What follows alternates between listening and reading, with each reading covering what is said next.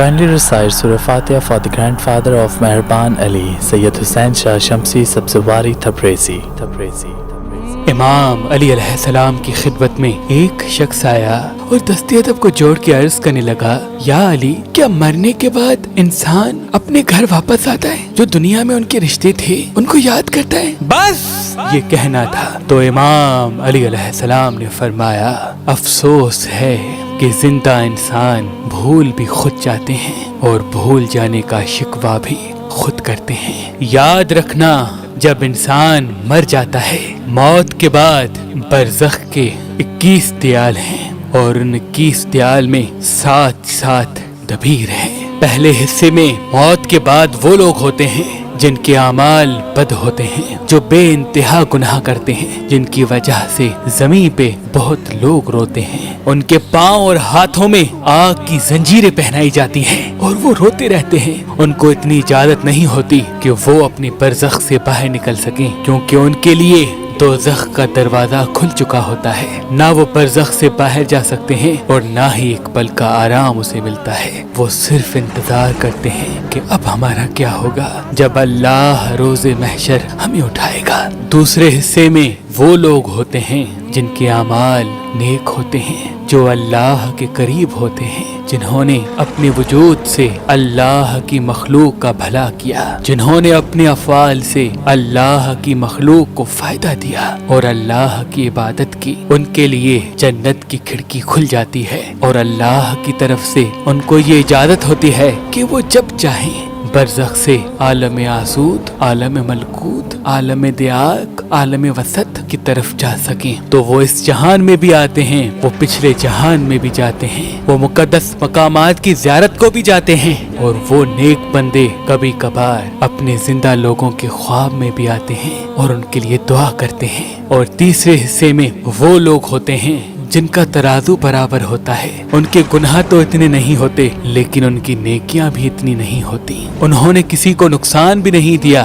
اور انہوں نے کسی کو فائدہ بھی نہیں دیا، تو ان اللہ کے بندوں کے لیے نہ دوزخ کی کھڑکی کھلتی ہے اور نہ ہی جنت کی۔ وہ دوسرے جہانوں میں جا نہیں سکتے، لیکن اللہ کی طرف سے ان کو یہ مہلت ضرور ملتی ہے کہ وہ زندہ انسانوں کی دنیا میں جائیں، لیکن ان کا قبر سے باہر جانے کا ایک مخصوص وقت ہوتا ہے۔ تو اس نے پوچھا، یا علی، کون سا وقت؟ امام علی علیہ السلام نے فرمایا، جس طرح سے انسان دن اور رات کی قید میں قید ہیں، وہ اسی حساب سے اپنا وقت تشکیل دیتے ہیں، ویسے ہی مرنے کے بعد برزخ کی دنیا کا وقت دیبار اور نصور کی ذات میں ہوتا ہے۔ برزخ کا ایک نصور زندہ لوگوں کی دنیا کے 7 دن اور 7 راتوں کے برابر ہوتا ہے۔ اللہ کی طرف سے ان کو اتنی ہی مہلت ملتی ہے کہ وہ نصور کے اول حصے میں جائیں اور جو لوگ زندگی میں اس کے ساتھ رہا کرتے تھے انہیں کہیں کہ وہ ان کے لیے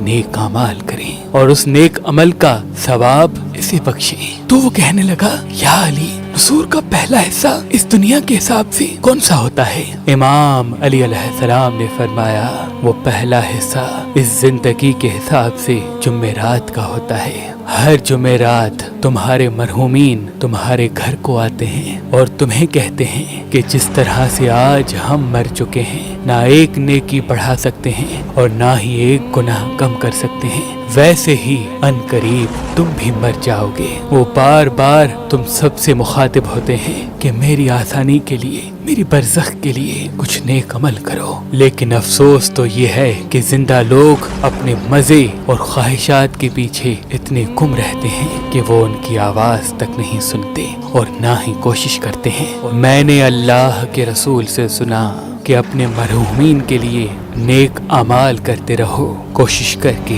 ہر جمعرات کسی مستحق کو کھانا کھلایا کرو اور اس کا ثواب اپنے مرحوم کو ہدیہ کرو۔ تو اس نے کہا، یا علی، اگر اتنی دامن میں وسعت نہ ہو تو امام علی علیہ السلام نے فرمایا، جو کھانا تم خود کھاؤ، چاہے وہ سوکھی روٹی ہی کیوں نہ ہو، اس پہ سورہ فاتحہ پڑھو اور 3 مرتبہ سورہ اخلاص پڑھو اور پھر اللہ سے اپنے مرحوم کی مغفرت کے لیے دعا کرو۔ انشاءاللہ تمہارے مرحومین کو جب یہ تمہارا ہدیہ ملے گا تو وہ بھی تمہارے لیے دعا کریں گے، اور جب کوئی مرا ہوا انسان برزخ سے زندہ لوگوں کے لیے دعا کرتا ہے تو اللہ وہ دعا کبھی رد نہیں کرتا۔